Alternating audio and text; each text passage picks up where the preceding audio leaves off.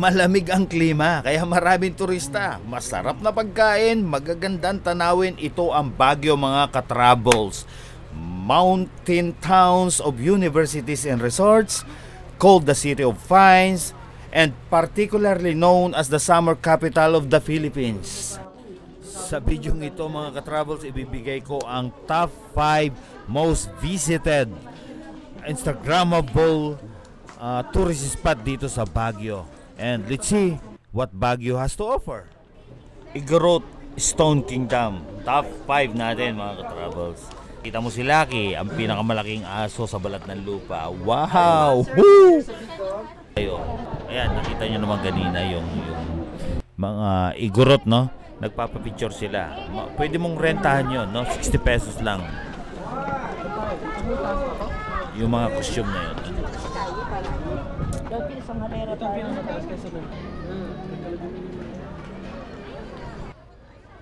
Quick tour lang to, mga ka-travels, ha? Talagang picture pa talaga siya. Anyways, mga ka-travels, andito tayo sa pinakagitna ng Stone Kingdom. Kung titignan natin to sa aerial view or sa iba kasi tinatawag nila bird eye view, para itong malaking Carian. Wow, my goodness.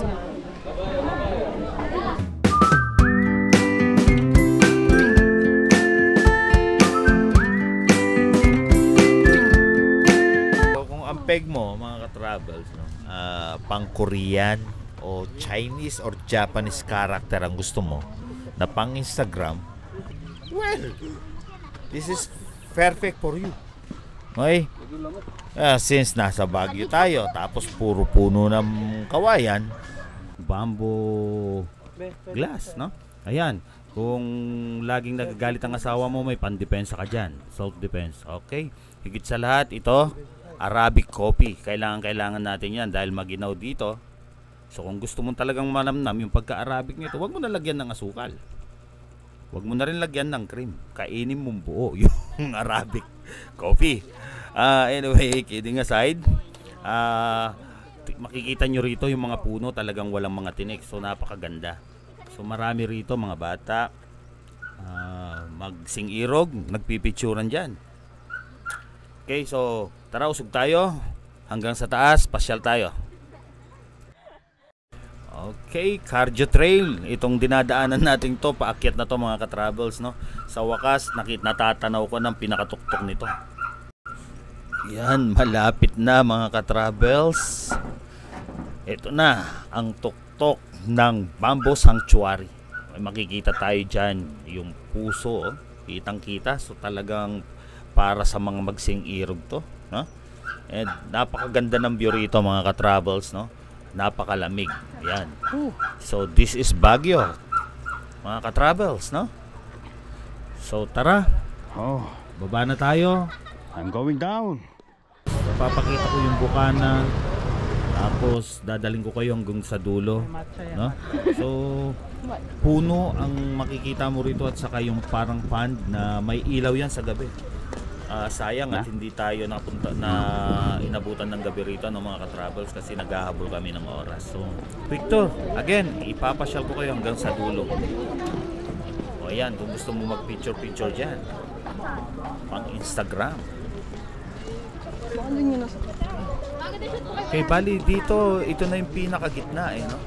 So may mga lokal tayo rito, nakasuot sila ng mga pang-igorot na costume nila. And 50 pesos lang kung gusto mo magpa-picture sa kanila, no? So mapalad tayo at hindi gaanong crowded ngayon, no? Kasi sa gabi pa talaga pinapasyalan to. Okay, tara, The Mansion naman tayo, no, mga ka-travels. Ayan, Mansion House ang tawag dyan dahil ginawa yan para sa summer palace ng ating presidente. Ayan, pwede kang mag-picture dyan. Medyo malayo nga lang, pero mula dito tanaw na tanaw ko ang kagandahan ng lugar na to. Ayun, no? Napakaganda.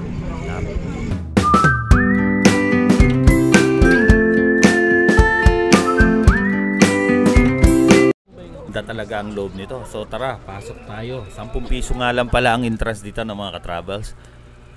So pagpasok mo rito, may natatanaw akong mga payong, no? And may mga nagbebenta ng mga ano diyan, mga halaman, no? So yung mga mahilig sa mga plantito, no? Yan, pwede kayong makabili diyan, pang souvenir, no? Yun, nakita ko na naman si Lucky Boy. So kahit saan pasyalan dito mga ka-travels, laging bida si si Saint Bernard.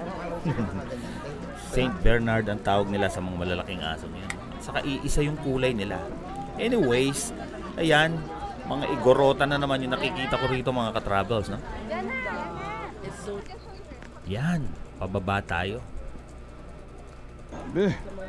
At kaya pala Mines View, no? Kasi ang matatanaw mo rito ay Minahan. Ayan, napakataas ang elevation ng lugar na to. So pang IG talaga, Yan, kung gusto mo magpalit ng profile pictures, yan, sige. Pagkakataon mo na kapag napasyal kayo rito mga ka-travels, no? So ito, pabalik na ako. Nandito na kami sa gitna. Yan, picture muna tayo. Ayan, may mga kabayo. So ayan mga ka-travels, nakalabas na ako sa Mines View, no? And ito yung labas. Dito ka makakabili ng mga pampasalubong. Mura, ha? Mura, napakamura talaga mga ka-travels, no? So anyways, sa ibang video ko ipapakita sa inyo yan kung magkano ang presyohan ng mga yan. Hanggang sa muli, maraming salamat sa inyong suporta. At sana, huwag nyo sanang kalimutan mag-subscribe, like and share the video para updated tayo sa mga susunod pa mga videos. Salamat!